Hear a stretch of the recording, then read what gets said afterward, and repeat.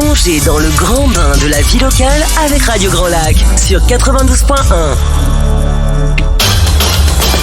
Le Nouvel Entrepreneur, l'émission dédiée à la création d'entreprises et aux porteurs de projets, avec Karim sur Radio Grand Lac.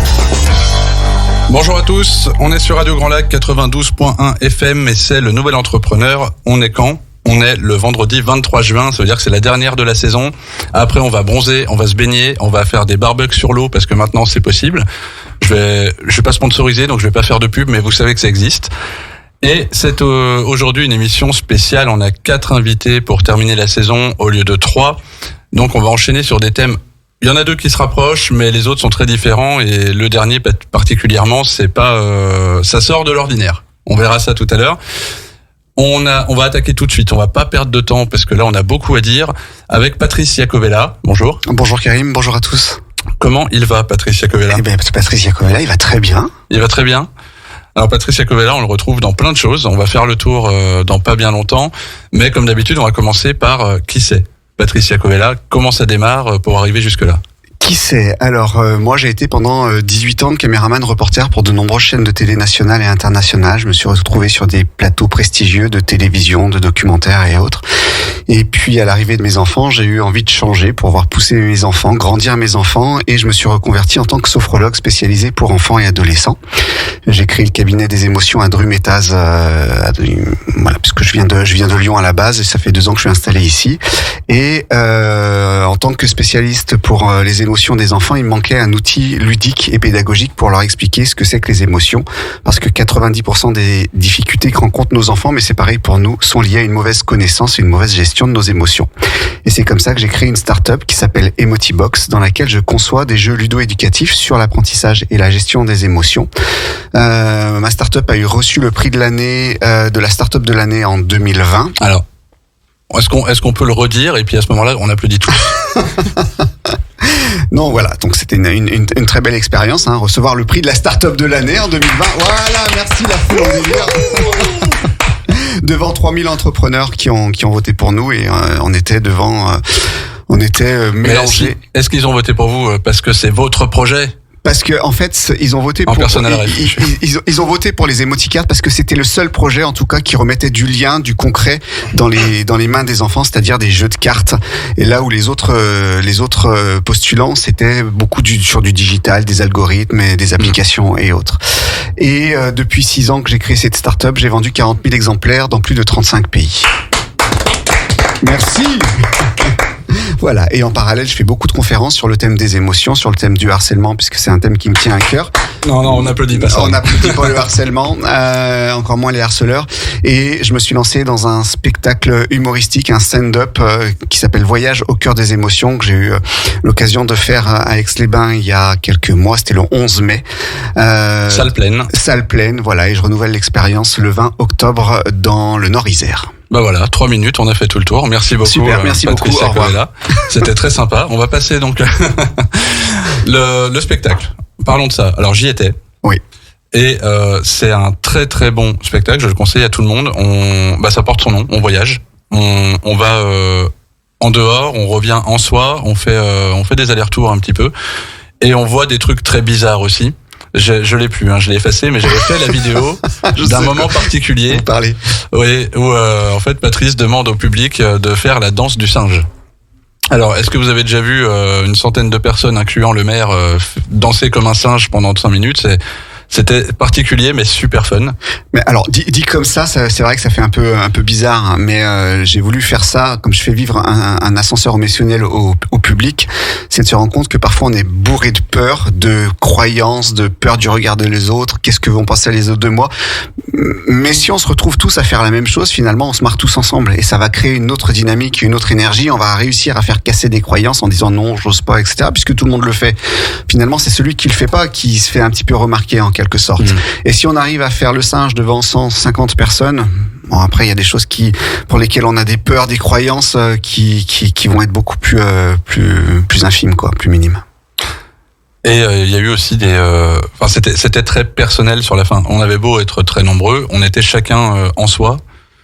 à rechercher notre jeune nous. Ouais, c'est ça, parce qu'en fait, non seulement je fais voyager au cœur des émotions, c'est-à-dire dans tout le spectre émotionnel qu'on peut avoir dans notre quotidien, hein, la peur, la tristesse, la colère et la joie, bien évidemment, puisque c'est un spectacle humoristique, mais je fais aussi voyager le public dans le temps, c'est-à-dire qu'on va retourner dans notre propre enfance, vers l'âge de 4-5 ans, pour revenir avec toutes les ressources que l'on a eu, en tout cas quand on était enfant, parce que les enfants n'ont pas de filtre et la plupart du temps ils osent faire des choses que plus tard on n'ose pas faire, et c'est pour ça que je les fais revenir dans le passé pour ramener toutes les ressources qu'ils avaient avec leur enfant intérieur à aujourd'hui, et se dire finalement le petit bout que j'étais, il peut être fier de qui je suis devenu finalement. Le passage, parce que là c'est un grand écart, hein, le passage de l'audiovisuel à l'accompagnement de l'enfance, comment ça se vit? Est-ce que des fois il y a des envies de retourner un peu sur des gros plateaux, des choses comme ça, ou pas du tout? Alors oui et non, mais comment ça s'est passé finalement, c'est que je me suis rendu compte quand j'étais caméraman, on est 5 dans le studio, visiblement personne n'est stressé, mais quand on est devant une caméra à devoir faire un speech, une interview, lire un texte, beaucoup perdaient leurs moyens, des adultes en tout cas, et du coup parce que enfant on leur a pas appris forcément à prendre la parole en public, on leur a pas forcément appris à être à l'aise devant les autres, et je me suis rendu compte que déjà il y avait un blocage au niveau de plusieurs personnes qui remontent à leur enfance. Et puis finalement on a tous été enfants à un moment ou à un autre, j'espère. Non, c'est ça. Et il y a un certain Benjamin Button qui est encore en train de faire son chemin. Il se cherche encore. Ouais. Mais c'est pour ça que je me suis dit que j'ai remarqué que quelles que soient les difficultés qu'on peut rencontrer, elles viennent la plupart du temps d'une période de notre enfance. Donc c'est pour ça que j'ai voulu aider les plus jeunes à avancer concrètement dans la vie, parce qu'il y a plein de choses que nous apprend l'école, mais de mon point de vue, et ça reste personnel, on nous apprend pas forcément l'essentiel.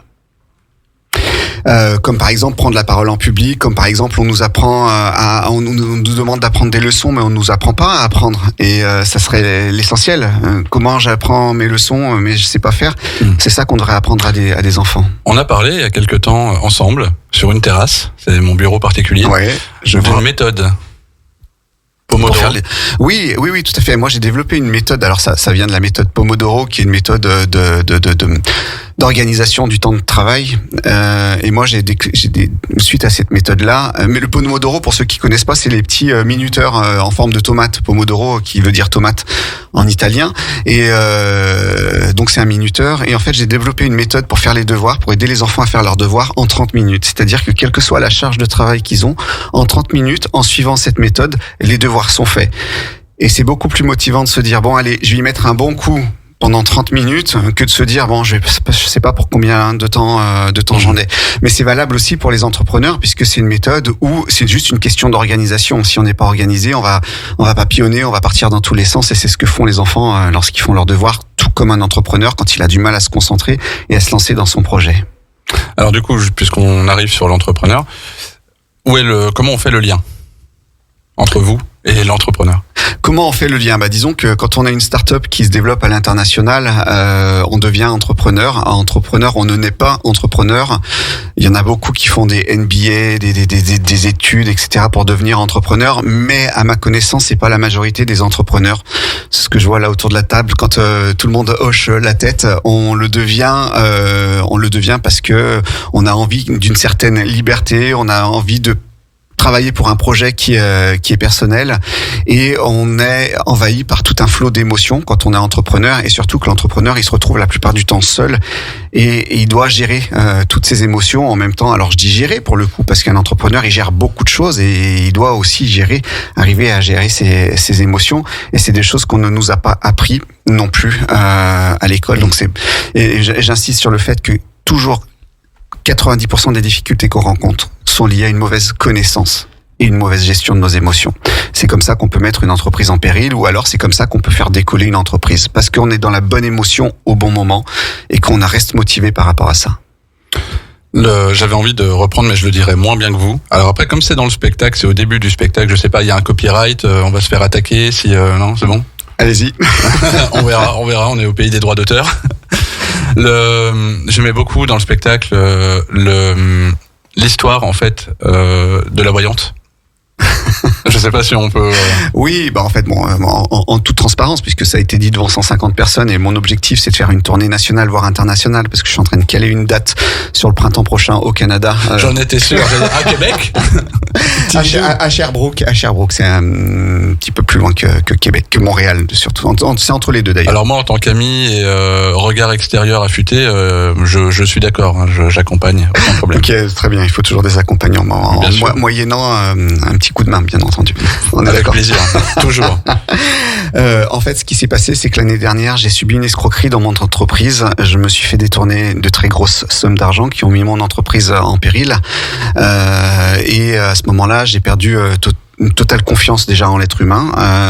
J'ai perdu une totale confiance dans le domaine de l'entrepreneuriat et j'ai perdu une totale confiance en moi. Donc je suis resté plusieurs jours enfermé dans le noir, à plus vouloir sortir, à plus parler à personne. Et puis voilà, comme je travaille sur les émotions, au bout d'un moment, j'ai travaillé sur mes émotions et mon avocate et mon entourage m'a dit, écoute, tu devrais aller voir un psychologue, ça te ferait du bien d'en parler à quelqu'un de neutre. Et comme j'aime pas faire ce qu'on me dit, je suis allé voir une voyante. Et en fait, cette voyante, lorsqu'elle m'a tiré les cartes, elle m'a dit, je vous vois sur scène devant des centaines, devant des milliers de personnes que vous allez faire rire, que vous allez impacter et que vous allez, à qui vous allez transmettre de belles choses. Et sur le coup, je me suis dit, voilà, encore une qui m'arnaque. Et en fait, quelques mois après, je me retrouvais sur scène et voilà, pour ce projet de ce spectacle-là. Comme quoi, c'est à se demander si tout n'est pas écrit à un moment ou à l'autre. Et ce que j'aime bien dire, c'est que derrière chaque difficulté que peut rencontrer un entrepreneur, il y a très souvent un cadeau. Mais le cadeau, il vient pas tout de suite. Il faut être patient. Il faut se donner les moyens de le trouver, ce cadeau. Et lorsqu'on a trouvé le cadeau, c'est la plus belle chose de notre vie qui nous arrive. Donc là, j'imagine qu'on a un Patrice Iacovella heureux. Ouais, heureux, reboosté à fond, là. Et comment on est après cette première scène ? Alors, comment on est après cette première scène ? On est super excité, on a envie de recommencer. Alors déjà, non. C'est pas vrai. On est mort, on n'en peut plus, on a juste une envie, c'est d'aller se coucher. Mais on est tellement excité on est tellement dans l'excitation des retours positifs qui ont été faits. Et on a envie de recommencer, de redonner ce spectacle et d'impacter, justement, d'autres centaines de personnes, qui soient des particuliers, des entrepreneurs, des ados, parce qu'il y avait des ados aussi ce soir-là. Et c'est comme ça qu'après, on se nourrit d'enthousiasme, on se nourrit pas forcément d'un échec, mais on se nourrit une fois qu'on a réussi à remettre les pieds sur terre, à remettre sa tête sur ses épaules, et on se dit, allez, maintenant, c'est une nouvelle aventure qui commence et je vais aller jusqu'au bout de cette aventure, en tout cas le plus loin possible. Donc comment on fait ? C'est quoi les prochaines dates ? Alors la prochaine date officielle, c'est le 20 octobre à l'espace Georges Sand à Saint-Quentin-Falavier. La billetterie est en ligne. Vous pouvez réserver vos billets sur le site www.conférence-émotion au pluriel.com.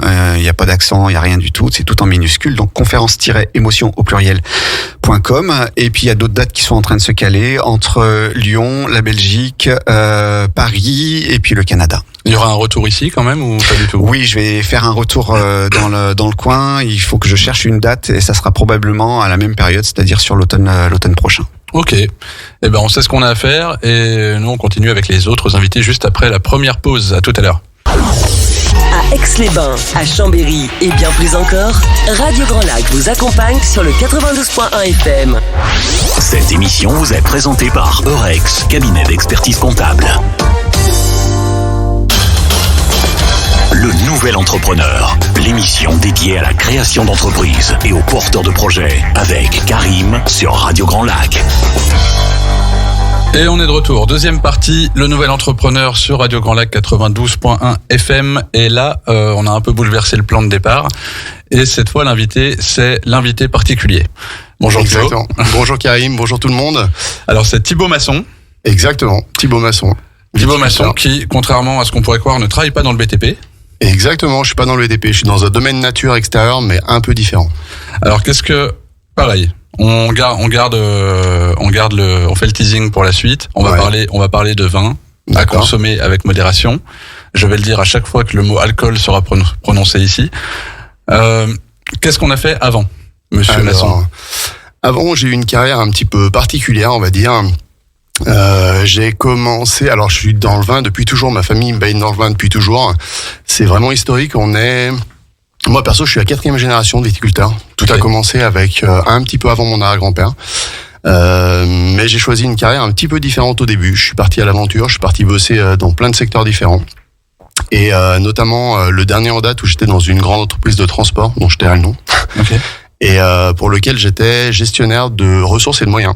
D'accord. Donc j'ai travaillé avec de l'humain, j'ai travaillé avec des moyens, j'ai travaillé dans plein de domaines très enrichissants, très divers, mais pour lesquels j'étais pas forcément fait.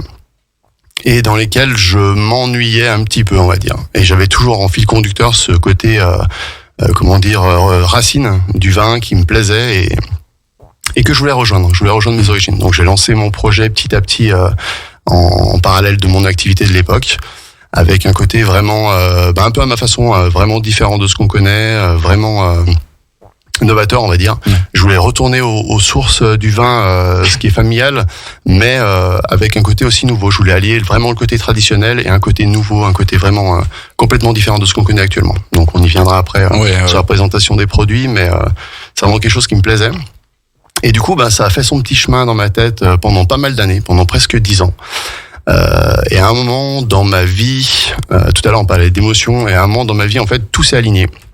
Et j'ai vraiment eu l'impression que ma vie devenait en adéquation avec ce que je voulais vraiment devenir à ce moment-là, que tous les feux étaient ouverts. Et à ce moment-là, j'avais plus aucun doute. Alors effectivement, il y a toujours de la peur quand on se lance, parce que on quitte une vie qu'on connaît, une vie stable, une vie de sécurité, notamment dans ce que moi je faisais avant. Donc j'étais quasiment fonctionnaire, donc ça a été vraiment un pas assez énorme à franchir. Mais le côté peur est vraiment contrebalancé par le côté excitation. C'est un côté aventure, c'est un côté qui est vraiment très très sympa et qui prédomine sur la peur. Une fois qu'on a bien tout pesé, le pour et le contre, parce qu'on se jette pas comme ça dans l'aventure non plus comme un idiot, mais il faut bien tout peser. Et après, une fois que c'est une évidence, on n'a qu'une envie, c'est y aller. On a peur, mais on veut se lancer. Voilà. Et c'est fait. Et c'est fait. Et ça fait maintenant 4 ans que j'ai lancé mon entreprise, que l'aventure se poursuit, grandit, se passe super bien, et c'est fantastique. Alors donc, on est dans quel coin ? Alors on est à Chaparillan, au pied de la Chartreuse, au pied du Mont Granier. Mont Granier dont on a entendu parler il y a pas longtemps, parce qu'il s'est un petit peu éboulé encore une fois. On a un petit côté un petit peu danger qui rajoute un petit peu de piment dans la vie, qui est pas mal. Donc voilà. Et on est sur un terroir qui est vraiment très sympa, notamment pour le vin. Voilà. Alors, est-ce qu'on commencerait par les produits ou par comment on les fait ? Qu'est-ce qui va aller le mieux dans l'explication ? Alors, parce que il y a une méthode particulière. Alors en fait, mes produits sont des produits différents de ce qu'on connaît en régional, en Savoie. Le terrain y est pour beaucoup. Alors le terrain est le même pour moi que pour les autres viticulteurs. Donc on va dire que c'est la base commune qu'on utilise tous. C'est le patrimoine que la nature nous a donné et qu'on utilise. Donc on est sur un terrain qui est argilo-calcaire pour une partie et marneuse pour une autre en plaine. Donc ça permet aux cépages. Alors moi je travaille 2 cépages. Je travaille le cépage Jacquère, qui est vraiment le cépage historique des vins de Savoie, avec lequel notamment on fait l'Apremont, qui est le produit, on va dire, Savoie le plus connu, le plus emblématique.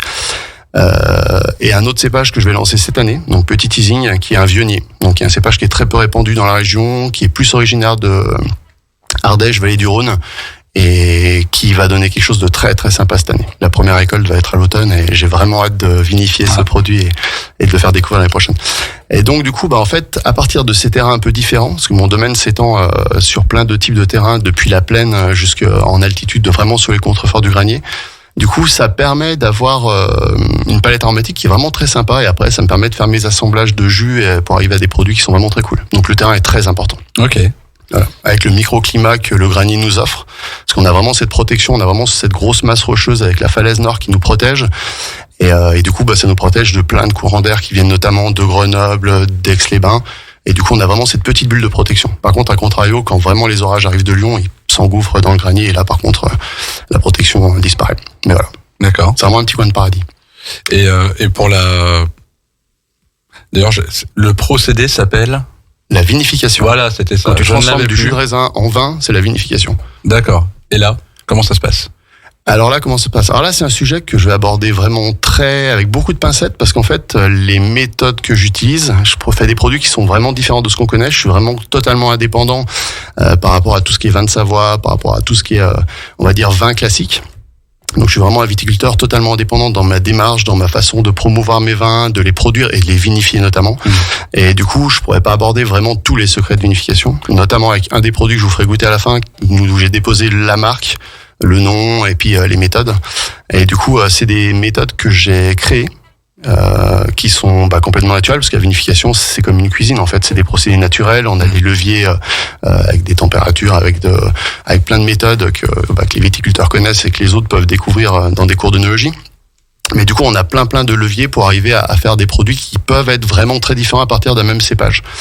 Et moi, justement, c'est ce que j'essaie de faire avec le cépage Jacquard, qui est un cépage qui est fantastique, qui est utilisé ancestralement pour les vins de Savoie et qu'on cantonne depuis très longtemps à une palette aromatique définie par l'AOP, par le cahier des charges des AOP Savoie, et qui sont très bons. Attention, c'est des produits qui sont fantastiques, mais je trouve hyper dommage de limiter un cépage aussi riche à un seul cahier des charges. Du coup, je me suis affranchi un peu de ces règles. J'ai mis en place des méthodes de vinification complètement nouvelles, notamment pour 2 de mes produits, qui s'appellent, le premier, on le découvrira ensemble après, c'est l'arrache-culotte. Et le deuxième, j'aime bien les réactions sur le plateau, c'est cool. Ça fait toujours ça. Et le deuxième, c'est Gaspard. Voilà. Donc ces 2 produits-là sont issus de vinification vraiment très très novatrices et dont je suis le seul à pratiquer ça dans le coin. Même en France d'ailleurs, parce que je les ai créés.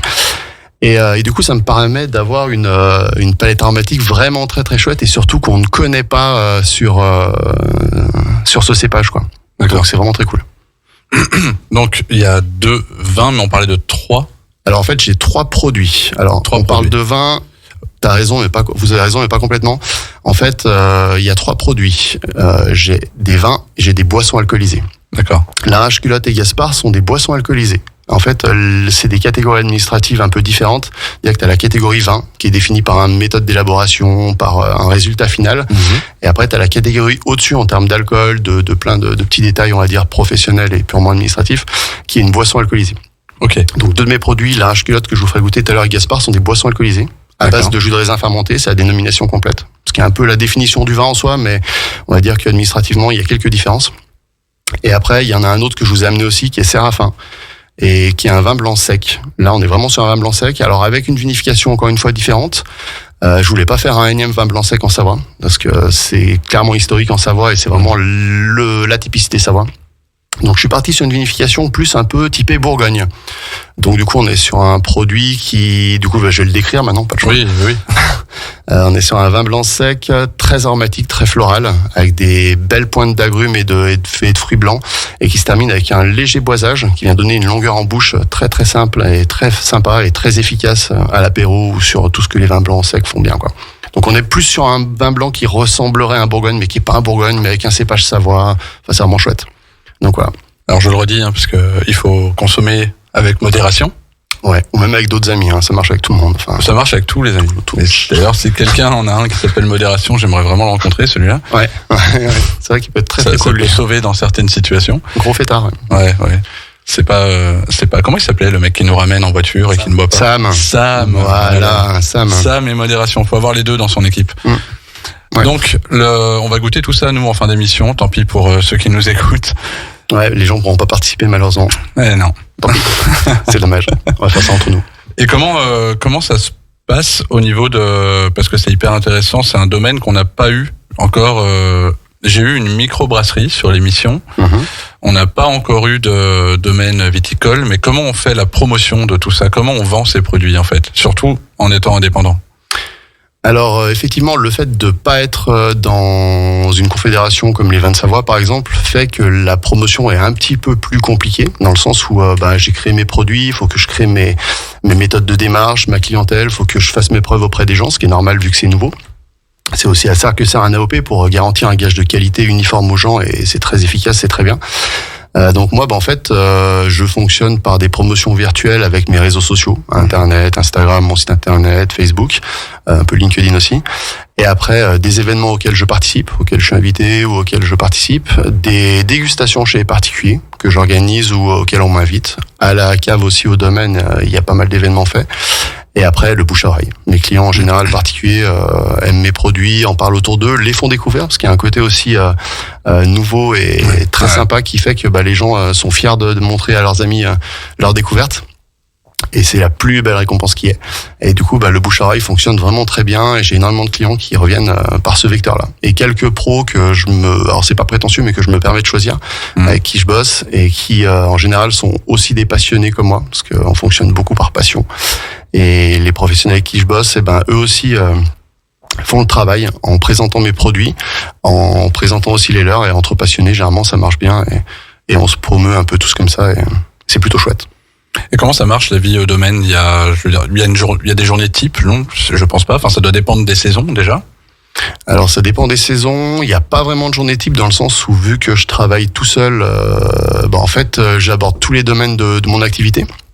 Donc le côté, on va dire, viticulteur à proprement dit, le travail de la vigne, la nature. Alors là, c'est vraiment rythmé par les saisons. Après, il y a le côté démarche commerciale, le côté livraison, le côté packaging, communication, le côté aussi travail de la vinification, qui se déroule un peu toute l'année, qui est vraiment focalisé sur l'automne, on va dire, avec un point d'orgue à l'automne après les vendanges, mais qui dure un peu toute l'année, il y a du travail tout le temps. Et du coup, c'est un travail qui est vraiment, vraiment complet et hyper enrichissant. Quand il fait beau, je peux être dehors, ou quand il fait mauvais aussi, malheureusement, mais je peux être dehors et profiter de la nature et du cadre génial qu'on a. On est dans une région qui est merveilleuse. Et après, ça me permet aussi d'aller faire des démarches commerciales, d'avoir des rapports privilégiés avec mes professionnels. C'est vraiment un métier qui est hyper enrichissant et dans lequel je m'éclate vraiment tous les jours. Parce que vous êtes seul au domaine pour tout faire. Alors moi, je suis seul au domaine, ouais, pour tout faire, ouais. D'accord, donc de la récolte à l'étiquetage, c'est tout vous. C'est tout moi, exactement. C'est ça. Ouais. Ça fait du boulot. Ça fait du boulot. Surtout que la vigne, c'est une plante qui est assez volubile, on va dire. À la base, c'est une liane.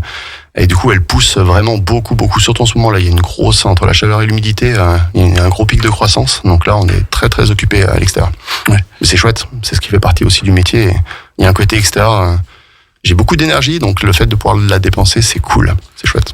Alors moi, je pense qu'avec les invités du jour et la radio, on va aller faire une descente, un de ces quatre. Ah, mais avec plaisir, je vous accueille avec plaisir, sans aucun problème au domaine, ouais. Pensez à réserver quand même, parce que vu que je suis tout seul, il faut que je me disponibilise, mais je vous accueille avec plaisir, sans problème. C'est bon, tout le monde est d'accord autour de la table? Ouais, chouette. Sandra aussi? Ouais, non, on va faire ça. Avec plaisir. Comment on fait d'ailleurs si on écoute l'émission et qu'on se dit mais comment je découvre ces produits-là? Donc il y a le web, il y a un site, c'est ça? Il y a un site. Alors tout est référencé sur la même dénomination, Vin Thibaut Masson. Donc tout en minuscule, VINS, Thibaut sans L, THIBAUT, MA2SON. Alors soit .com pour le site, soit sur Instagram ou Facebook ou LinkedIn, juste Vin Thibaut Masson. Voilà. Ok. Et vous parlez d'événements aussi, il y a un calendrier, on trouve ça sur le site aussi peut-être? Alors calendrier événements, en fait, je travaille avec une amie qui est passée récemment d'ailleurs sur votre antenne, qui s'appelle Accord Pure Event, et on fait des événements ensemble, et il y a des soirées Accord Mes Vins qui sont prévues. D'accord. Et qui sont réservables, je sais pas si ça se dit réservable. Bon, aujourd'hui ça se dit. On va dire qu'aujourd'hui ça se dit. Via son site internet, sur une billetterie qu'il a mis en place. Et après les autres événements, je le fais au coup pour coup, faut me suivre sur les réseaux pour voir. Et je participe à pas mal d'événements, de salons, de petites choses très sympas. Voilà. Eh ben, il n'y a plus qu'à. Et il y a possibilité de privatiser aussi la cave pour des événements entre amis ou des dégustations personnalisées. D'accord. Tout est possible. Tout est possible. Il n'y a plus qu'à contacter monsieur. C'est la joie de l'entrepreneuriat. On fixe ses propres limites, on est son propre patron, c'est trop chouette. Voilà. C'est une liberté absolue. J'aime beaucoup ces paroles, on va s'arrêter là-dessus. Parfait. On va marquer, on a quoi? Oui, on met un peu de pub, un peu de musique, on se retrouve juste après, et là par contre, ça va faire peur. Sur les bords du lac du Bourget, la radio autrement. Radio Grand Lac. Cette émission vous est présentée par Eurex, cabinet d'expertise comptable. Le Nouvel Entrepreneur, l'émission dédiée à la création d'entreprises et aux porteurs de projets, avec Karim sur Radio Grand Lac. On est reparti, 3e partie d'émission, et là on va aller d'un trait jusqu'à midi avec deux invités qui se rejoignent quelque part à un moment dans leurs activités, ou en tout cas pour l'entrepreneur, oui, il y a une suite logique. On va commencer avec Prépro. C'est ça. Bonjour Eric. Bonjour Karim, bonjour tout le monde. Comment ça va, Prépro? Prépro va toujours très bien. Et c'est notre marque de fabrique. Et comment va Eric? Encore mieux. Encore mieux, bah ça c'est parfait. Je sens que tout le monde se prépare à la dégustation de tout à l'heure. Et ça... On a hâte. Alors, Eric, on va parler finance cette fois-ci. Tout à fait. Et là, on va aller dans des sujets qui font parfois un peu plus peur à l'entrepreneur, mais qui sont de toute façon incontournables. C'est sûr. Donc, je vais faire un peu la même chose. On va partir sur l'avant pré-pro, et ensuite on va aller vraiment sur les possibilités qui s'offrent aux porteurs de projets et aux dirigeants par ce biais-là. Ça marche. Donc, moi, parcours assez classique pour les courtiers en financement pour les professionnels. J'ai fait 20 ans de banque, dont 15 ans sur le marché des professionnels. Et c'est vrai qu'à force de voir des porteurs de projets qui s'installent, certains avec des réussites, d'autres avec un peu plus d'échecs, l'idée traverse l'esprit. On dit, mais pourquoi pas moi? Après, comme on voit qu'il y a pas mal d'échecs, moi, je suis parti avec une franchise qui s'appelle Prépro, qui est présente partout en France, qui existe depuis 2006 et qui se développe en franchise depuis 2015. La grosse spécificité de Prépro, c'est de travailler avec d'autres réseaux de franchises pour trouver les financements pour les futurs franchisés. Donc ça, c'est la moitié de notre chiffre d'affaires. Et l'autre moitié des chiffres d'affaires, c'est travailler avec les indépendants au niveau local. Donc Prépro est présent partout en France. L'autre spécificité de Prépro, c'est de vraiment mettre le financement au cœur du projet, de manière indépendante vis-à-vis des banques, dans le sens où on n'est pas payé par elles, pour travailler avec toutes les banques, pour optimiser les chances de financement. Parce qu'une banque est plus dynamique à un moment qu'une autre. Donc, le fait de solliciter tout le monde systématiquement, c'est vraiment une marque de fabrique et une grosse force pour arriver à trouver le financement. Alors je le dis avec mes mots, mais on corrigera si c'est pas ça. Le courtier, à la base, on va parler de courtier en financement, c'est la personne qui va aller étudier les meilleures propositions qui collent au projet en question. Alors, pas que. Et c'est pour ça que nous, chez Prépro, on est plus des experts en financement que des courtiers. Dans le sens où la grosse partie de notre travail, c'est de voir quel est le projet. Nous, on s'adapte au projet pour l'étudier, l'analyser, travailler la présentation avec l'expert comptable, le porteur de projet, qui ont tous des visions différentes par rapport aux banquiers aussi. Donc nous, on est plus au milieu de ces trois pôles pour que tout le monde s'entende, parle le même langage, pour arriver à trouver un financement. Mais la grosse partie de notre travail, c'est vraiment trouver la stratégie de présentation structurée pour que les banques lui disent oui. Oui, d'accord. Donc il y a vraiment un accompagnement pour aller vers la validation. Quand le dossier est parti en banque, on a fait 80% de notre travail. D'accord, ok. Et nos dossiers sont parfaits. C'est quoi les 20% restants? C'est expliquer aux banques pourquoi la banque a intérêt à suivre le projet. Qu'est-ce que la banque a y gagné? Voir avec la banque si on peut prendre une assurance externe. Là, il y a un gros poste à jouer. Et puis après, faire un compte rendu au porteur de projet en disant la banque 1 coûte tant sur les conditions de taux, conditions d'assurance, conditions d'ITPE, c'est l'appareil pour encaisser par carte, rétenue de compte, etc. On a vraiment un comparatif sur 16 points. Et après, c'est le porteur de projet qui choisit sa banque, pas seulement en fonction des coûts. Ok. Là, actuellement, on entend dire sur plein de domaines, que ce soit l'immobilier, l'entreprise ou autre, que c'est très difficile avec les banques. C'est un peu plus tendu. Alors, sur le marché des professionnels, il n'y a pas de règle de taux d'usure, taux d'endettement. C'est vraiment en fonction de la rentabilité prévue du dossier. Donc ça, on doit vraiment travailler dessus. Après, les banques aujourd'hui, c'est pas qu'elles ont des soucis de financement, mais c'est sûr qu'elles sont obligées de réduire un peu leur voilure, parce qu'elles sont obligées d'aller chercher elles-mêmes des fonds à prêter sur les marchés. Donc aujourd'hui, clairement, elles privilégient les bons dossiers qui sont bien expliqués. Et la partie de mon travail, moi, c'est de dire, mettre en avant les points forts du dossier pour qu'il soit financé. Après, un dossier qui n'est pas bien monté, quoi qu'il arrive, il ne sera pas bien monté. Mais j'explique pourquoi ça a peu de chance d'aboutir, voir sur quel point travailler, pour revenir 6 mois, 1 an après, si on a besoin, si on a envie d'être entrepreneur, etc. D'accord. Là, on parle, parce que vous êtes, je perds mes mots. C'est que moi aussi, je pense beaucoup à la dégustation de tout à l'heure. Qu'est-ce que ça va être après? Après, on verra. C'est tout l'après-midi pour se remettre au boulot. Vous intervenez avec le porteur de projet. Oui. C'est, j'imagine, la plus grosse demande, en tout cas, que vous pouvez avoir. Mais il y a aussi du dirigeant, j'imagine, parce qu'on a aussi besoin de financement une fois qu'on est créé. Tout à fait. Alors, nous, notre cœur de métier, c'est effectivement la création et la reprise de fonds de commerce. Donc, c'est l'installation des entrepreneurs. Après, on intervient sur toutes les demandes où il y a besoin d'un financement professionnel. Donc, effectivement, ça peut très bien être l'acquisition des murs pour la société, l'acquisition de machines. Dès que c'est un financement professionnel où l'étude est basée sur l'analyse du bilan, on intervient. Donc pour les entreprises individuelles, sociétés, un peu moins les agriculteur parce que c'est un domaine un peu spécifique. Ah. Mais on peut faire. Et quand on s'appelle Thibaut Masson, on est considéré comme agriculteur ou pas? Ça dépend les banques. Ça dépend des banques?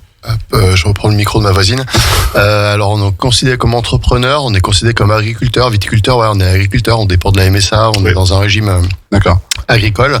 Mais après, les démarches se font exactement de la même façon. Hein. On est un entrepreneur comme un autre avec une entreprise de la même façon, quoi. Tout à fait, sauf que les banques, généralement, regardent à quelle caisse l'entrepreneur cotise. Dès que c'est à la MSA, c'est sur le marché agricole.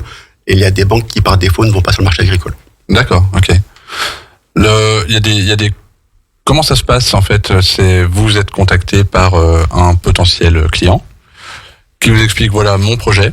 C'est ça. Donc là j'imagine qu'on creuse parce que même deux projets qui vont vers le même métier, selon les personnalités, ça va pas être vu de la même manière. Tout à fait. Et puis c'est ça l'intérêt de mon métier, c'est que deux boulangers qui s'installent dans la même ville, c'est deux projets différents, deux attentes différentes, deux approches de la boulangerie différentes, deux méthodes de travail différentes. C'est ça qui fait le charme de notre métier et qui met en avant ce que nous on amène, parce que moi je m'adapte au projet du porteur et les deux dossiers seront différents parce qu'ils ont des besoins différents, aussi simplement que ça. Oui, c'est ça, c'est que deux personnes qui vont faire le même métier n'ont pas forcément la même vision. Tout à fait. Ni les mêmes objectifs d'ailleurs, ni le développement, ni... Donc c'est là que se passe une bonne partie déjà de la prise de contact et du développement du dossier, de la mise en place. Oui, nous c'est dire quel est votre projet, on vous accompagne sur votre projet pour que votre projet aboutisse. Et après donc vous montez le dossier ensemble. Oui, je travaille avec l'expert comptable parce qu'ils ont des prévisionnels validés par un expert comptable. D'accord. Donc mon travail avec les experts comptables, c'est de trouver un terrain d'entente où moi j'amène la vision du banquier qui est différente de la vision de l'expert comptable pour que le prévisionnel soit clair, qui corresponde aux normes des demandes bancaires, pour que le conseiller bancaire voit un dossier propre et qui se pose pas 10 000 questions et qu'on puisse avancer rapidement. Et c'est qui va ensuite amener le dossier à la banque et le défendre si nécessaire? Donc nous, quand le dossier est complet, on l'envoie à toutes les banques en même temps, de manière digitalisée. 15 jours après, on a rendez-vous avec les banques. Donc là, j'accompagne le porteur de projet. Donc deux types de formats, donc soit rendez-vous individuel en banque. Par exemple, là, mardi, j'ai 7 rendez-vous bancaires, donc ça va être une bonne journée, je vais bien dormir le soir. Ou sinon, l'autre format, c'est une réunion bancaire. Ouais. Où là, c'est un peu impressionnant parce qu'on présente le dossier à 5-6 banques en même temps. Donc, il faut que le porteur de projet se sente capable de le faire. Il n'y a pas droit à l'erreur. L'avantage, c'est qu'on a une réunion qui dure 2 heures et on voit toutes les banques en même temps. Mais dans les deux cas, je trouve ce qui est important, c'est de remettre le porteur de projet au centre de l'histoire pour que la banque dise on finance pas encore une boucherie, on finance Monsieur Martin qui a son projet à lui, qui veut faire tout ça. Et quand on sort des rendez-vous bancaires, c'est sûr que les porteurs de projet voient l'intérêt de notre travail, même avant d'avoir les accords, parce que le dossier, les banquiers ont 15 jours pour l'analyser, donc généralement c'est de quoi on parle, on gagne du temps, les questions sont pertinentes, et en 15 jours, une banque qui n'est pas intéressée ne reçoit pas, donc on évite d'avoir des banquiers qui disent votre dossier ne tient pas la route, merci, au revoir. Donc c'est quand même plus rassurant pour le porteur de projet. Oui. J'avais rencontré une entrepreneur il y a quelques années qui m'expliquait, elle avait fait son dossier, il y avait un BP, il y avait tout ce qu'il fallait. Elle a fait le tour de toutes les banques d'Aix-les-Bains, toutes les banques de Chambé, elle a eu des refus de partout, en essayant même plusieurs banques de la même enseigne. Elle a tout tenté, c'est pas passé, à la Motte, partout. Et au final, il y a une banque d'une enseigne qu'elle avait déjà rencontrée sur les autres villes, mais il y a une agence au Vivier du Lac qui a dit oui. Donc elle me disait, en fait, c'est incroyable, il faut jamais s'arrêter, il faut vraiment parcourir tout le panel, parce que même quand tout le monde dit non, il y en a peut-être un qui va suivre, et là c'est banco, quoi. C'est ça. Après, alors c'est très chronophage et très fatigant. L'intérêt de passer par Prépro, c'est que nous, justement, on connaît les banquiers, on sait vers qui orienter les dossiers, et c'est nous qui organisons les journées de rendez-vous. On bloque une journée pour avoir toutes les banques. Et on voit toutes les banques, justement, pour dire... c'est un gain de temps phénoménal. C'est un gain de temps pour le porteur de projet. Nous, on sait où on va. Et ça permet d'aboutir. Et même des porteurs de projet ont déjà vu des banques auparavant. En retravaillant le dossier, en le présentant avec les normes bancaires, on arrive à des accords. D'accord. On arrive à un désaccord ? À des accords, donc on peut en avoir plusieurs même. Eric, avec Prépro, je sais, parce que on est en contact quand même. On va se retrouver sur le salon du Nouvel Entrepreneur en septembre. C'est ça. Et il y aura un atelier peut-être, Avec plaisir. une animation pour donner des infos, éduquer peut-être un peu aussi là-dessus. Oui, c'est sûr qu'on en parlait tout à l'heure. En France, on n'a pas forcément cette culture d'entreprise.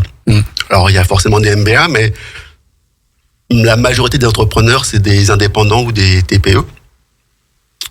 Et ils sont tout seuls, ils n'ont pas de formation. Et moi, je leur amène deux, trois astuces pour bien présenter leur projet, pour augmenter les chances d'accord de financement, et que enfin le projet se lance, parce que c'est vrai que malheureusement, généralement, sans un petit bout de prêt, en gros bout de prêt en fonction des projets, les projets n'aboutissent pas.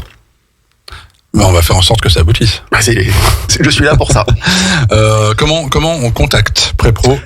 Contact de Prépro, donc il y a le site national, prépro.fr, donc PRETPRO.fr. Et donc là, c'est le site national. On a accès à toutes les différents experts région par région. Et donc, vous verrez mon profil sur la région Auvergne-Rhône-Alpes, la plus belle région de France, comme tout le monde le sait. Merci beaucoup, Eric. Et comme aurait dit PPDA à sa grande époque, sans transition, nous passons à l'invité d'à côté, Aurélie Véron. Bonjour. Bonjour Karim, bonjour à tous. Comment elle va, Aurélie ? Eh bien, en très bonne forme. En très bonne forme. Impatiente aussi ou non ? Il n'y a que les mecs qui ont hâte d'être à l'étape suivante. Impatiente, une bonne dégustation qui nous attend, avec plaisir. Alors Aurélie, c'est pareil, il y a un parcours. On va parler ça se dit l'expert comptabilité. Non, l'expertise comptable, c'est mieux. D'accord, on va rester. Je croyais qu'on inventait des mots aujourd'hui, c'est réservable, non ? Why not ? Très bien. Donc l'expert comptabilité. On va en parler. Il y a, pareil, c'est un domaine où on n'est pas toujours très affûté, et heureusement que il y a des gens dont c'est le boulot, dont c'est la spécialité, parce que sinon ça serait un petit peu difficile parfois. Par où ça commence ? On va faire du parcours. Et oui. Alors, un parcours très classique pour ma part.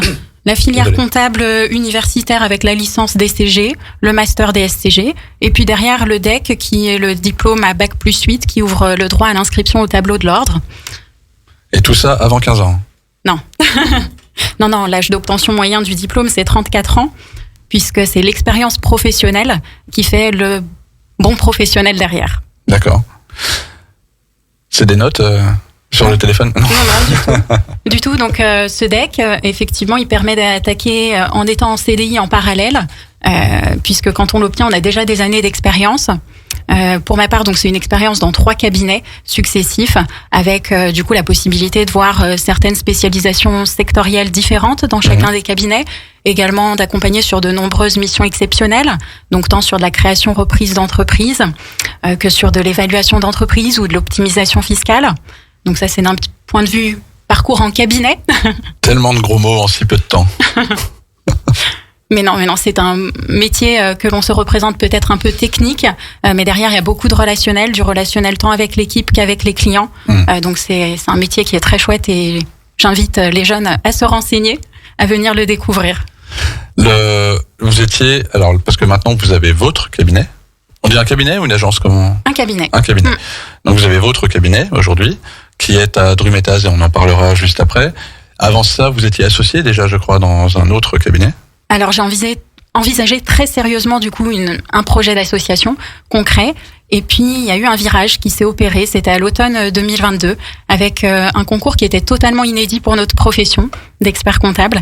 Ça visait à accompagner pendant 2 ans tout expert comptable en France qui avait le projet de s'installer à l'horizon 2023, et donc j'ai été mise au défi par des amis à la veille de la clôture des inscriptions de participer à ce concours, alors qu'il y avait ce beau projet d'association qui était possible par ailleurs.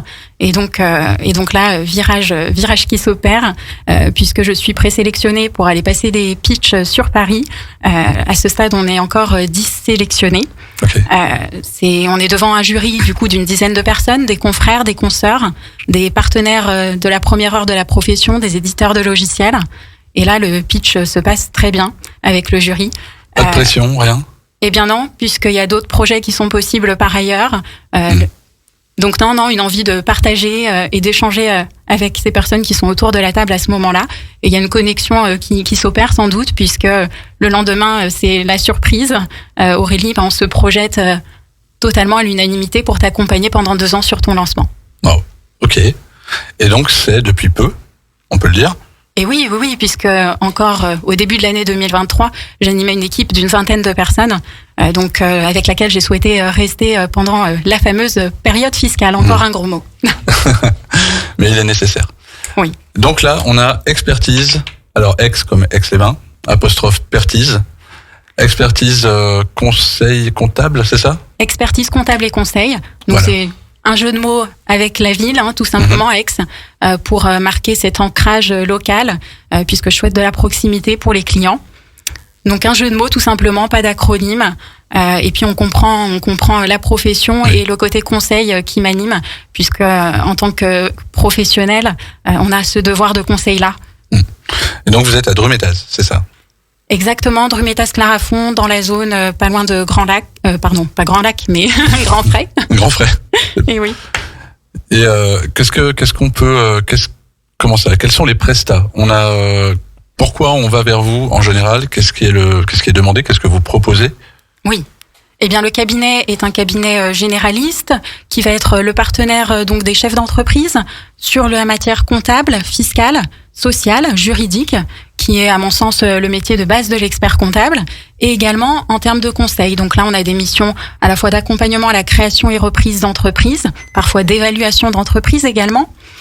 On va avoir des missions de pilotage de l'activité, donc notamment avec des tableaux de bord mensuels, de la prévision bilancielle, encore un gros mot, désolé.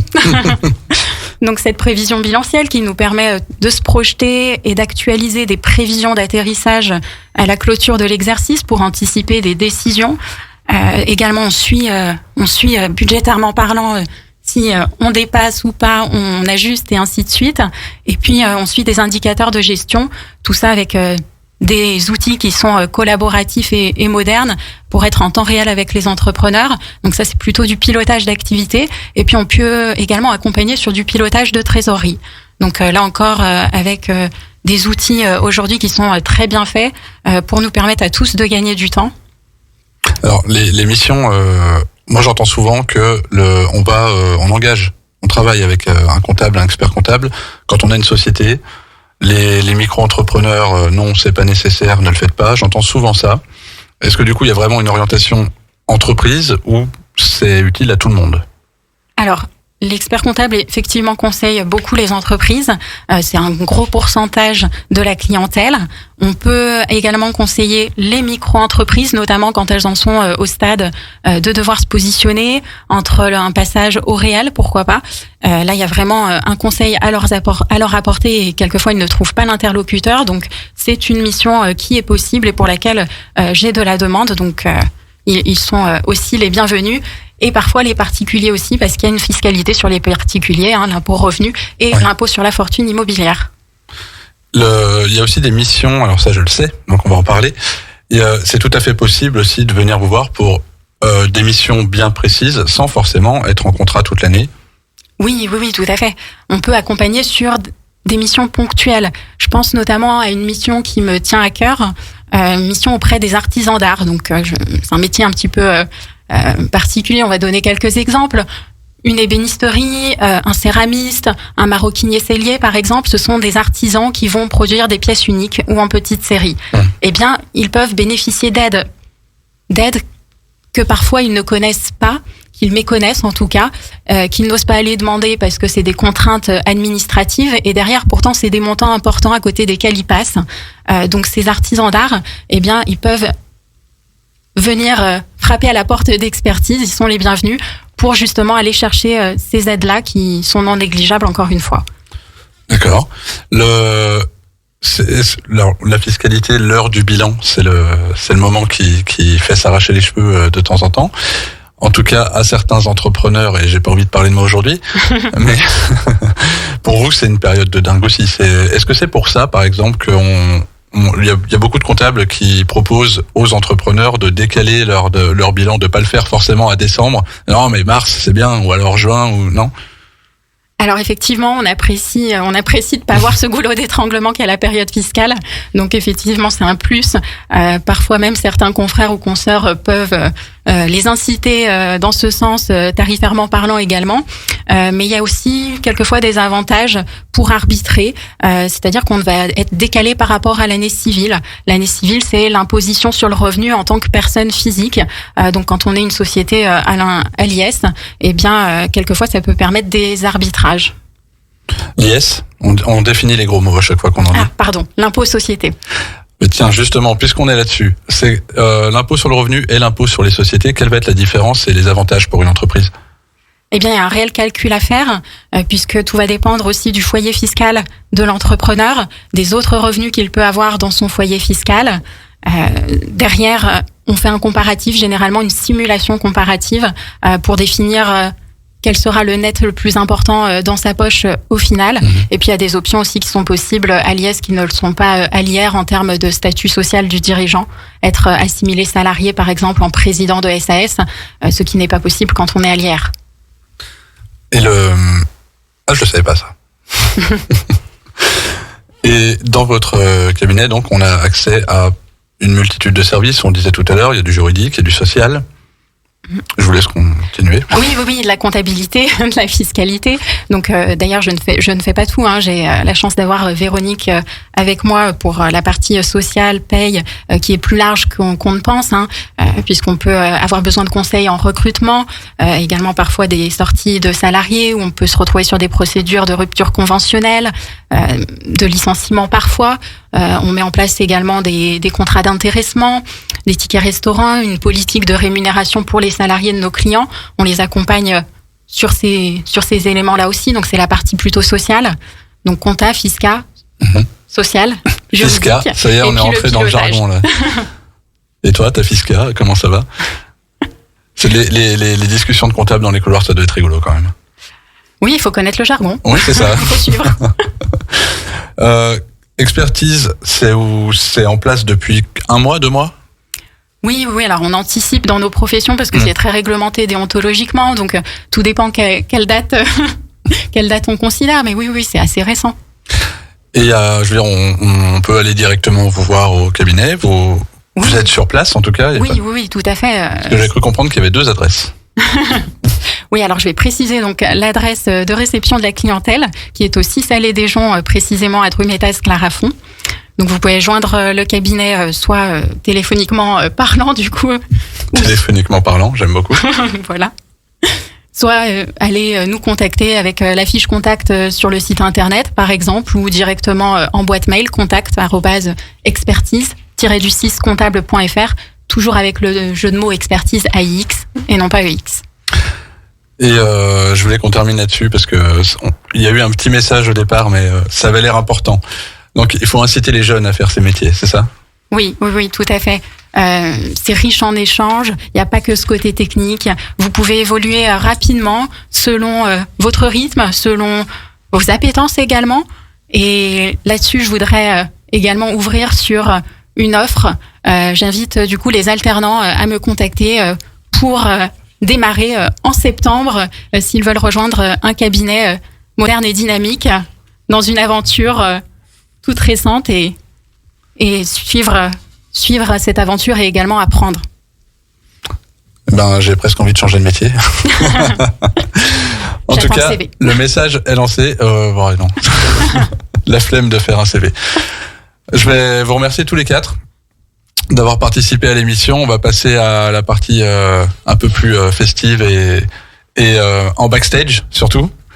Je rappelle qu'il faut consommer avec modération, j'arrête pas de le dire, donc j'espère que je ne serai pas censuré. Vous pouvez retrouver cette émission en replay sur la chaîne YouTube de Radio Grand Lac dans quelques jours, c'est assez rapide en général. Donc merci Eric Prépro, on avait Aurélie Véron de... c'est quoi déjà ? Expertise, avec un jeu de mots. Et Thibaut Masson qui a du boulot juste après pour nous. Et enfin, Patrice Iacovella. Et d'ailleurs, Patrice, une dernière petite touche. Tout à l'heure, Aurélie disait qu'elle est passée devant un jury de 10 experts et pas n'importe qui, mais qu'il n'y avait pas de stress parce que justement, c'était pas sa seule option. Et je vous en prie, allez-y. Oui. Non. Oui. C'est quoi la question? La question, c'est justement par rapport aux émotions, à l'expression orale, etc. Le fait d'avoir plusieurs options, ça libère forcément. Bah oui, d'où l'intérêt d'avoir appris à s'exprimer en public pour présenter quelque chose, un dossier, un rapport ou autre. Donc voilà, ça s'apprend et ça se gère. Merci à tous encore une fois. Merci à tous de nous écouter. C'était la dernière de la saison. On va se retrouver fin août, le dernier vendredi d'août pour relancer la machine. Et d'ici là, portez-vous bien, bon appétit et à tout bientôt. Gros bisous.